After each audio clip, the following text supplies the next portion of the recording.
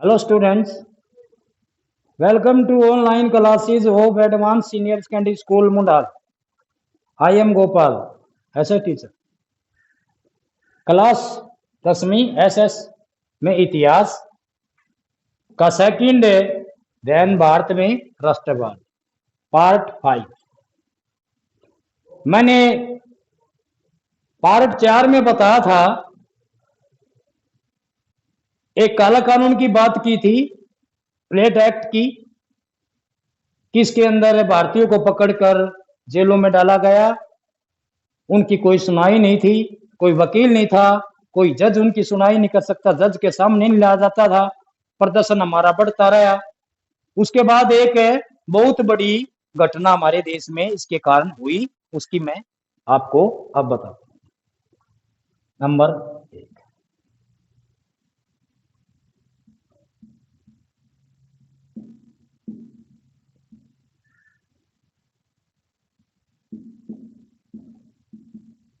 जलियांवाला।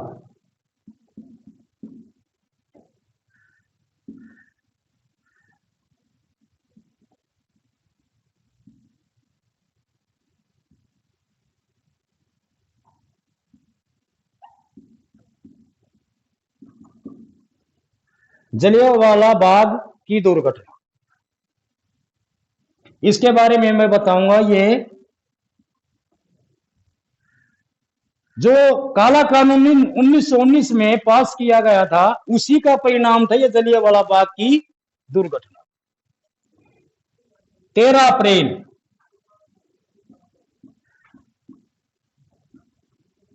1919, 13 अप्रैल 1919 को यह घटना हुई थी।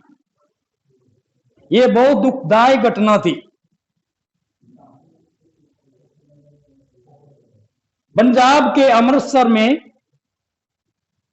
13 अप्रैल एक त्योहार होता है उनका, बैसाखी। 13 अप्रैल 1919 का दिन था, बैसाखी का त्योहार था। उनके लोकप्रिय दो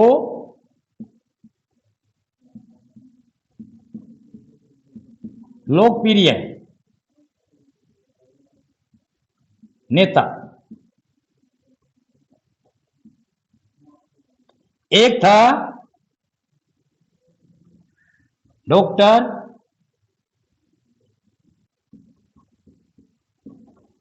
सत्यपाल और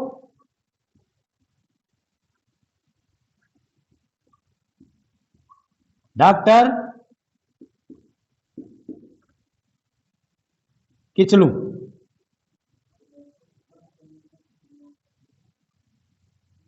ये थे दो लोकप्रिय नेता। एक तो था डॉक्टर सतपाल और दूसरा था डॉक्टर किचलू।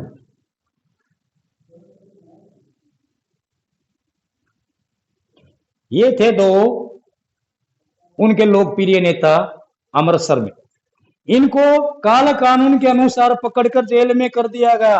अमृतसर की जनता एकदम से भड़क गई कि हमारे प्रिय लोकप्रिय नेता डॉक्टर सत्यपाल, डॉक्टर किचलू नाथ को जेल में क्यों किया गया। इसके प्रति उन्होंने एक सभा इकट्ठी होने लगी, आपस में लोग इकट्ठे होने लगे इनके विरोध के अंदर कि सरकार ने ऐसा क्यों किया, उनका क्या कसूर था।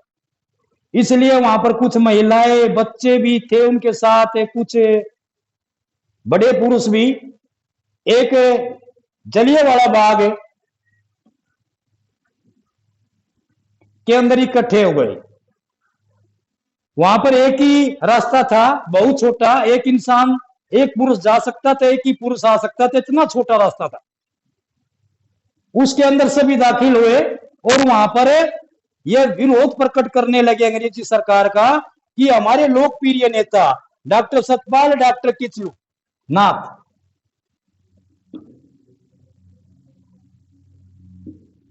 को आखिर किस लिए पकड़ा गया है, ना हमको बताया गया, ना अभी तक किसी वकील करने की इजाजत, न कि जज के सामने लाने की। ऐसी ऐसी बातें होने लगी। जलियांवाले बाग के अंदर लोग इकट्ठे हो गए इस दुर्घटना के बाद। लेकिन वहां पर मार्शल लॉ लगा रखी थी शहर के अंदर, और जनरल डायर वहां पर आया और उसने उस रास्ते पर जिसमें एक ही व्यक्ति जा सकता था, बाहर आ सकता था, वहां जनरल डायर उसके आदमियों ने इकट्ठे होकर और नेथे लोगों पर गोली बरसा दी। इतनी गोली बरसाई कि जो जलियांवाला बाग था वहां एक कुएं के अंदर एक कुआं बना हुआ था, लोगों ने गोली खाने से अच्छा उस कुएं में पड़कर अपनी जान खत्म करने की सोची। कईयों को गोली भी लगी, जख्मी हुए, और जख्मी होते होते कुएं में पड़ गए। वो कुआं भी बहते हैं, बहुत सी लाशें उसमें से भी निकाली गई। इतनी दुखदायक घटना जलियांवाला बाग में हुई, अमृतसर के अंदर हुई। 1919 इसकी ठीक थी, बैसाखी का दिन था, त्योहार का दिन था, और लोगों के साथ खून की होली खेली गई।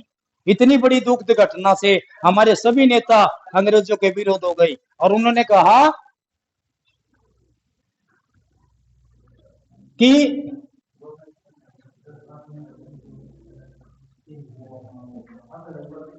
इतने बड़े त्योहार की बात के ऊपर हमारे ऊपर इतनी बड़ी एक खूनी संघर्ष खेला गया। इसलिए सभी नेता इकट्ठे होने लगे, और ज्यादा जो महात्मा गांधी था उसने सभी लोगों को इकट्ठा करना शुरू कर दिया, और महात्मा गांधी एक बड़े आंदोलन की तरफ उनकी जाने की सोच बढ़ने लगी। उन्होंने कहा कि इस प्रकार काम नहीं चलेगा, आज तक हमने अंग्रेजों का साथ दिया है, अंग्रेजों के प्रति उनकी बातें ही माननी है, लेकिन हमने नहीं पता था कि अंग्रेज हमारे साथ इतनी बड़ी दुर्घटना कर देंगे।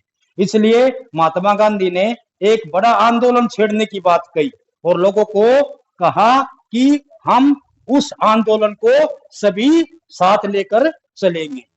ये दो घटनाएं थी उस आंदोलन की, एक तो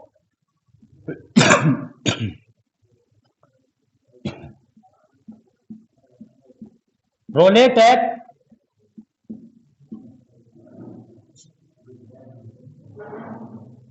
और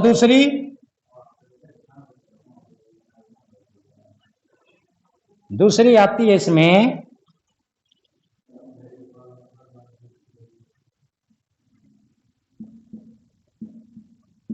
जलियांवाला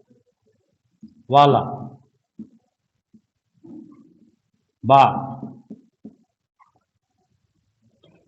ये थे दो,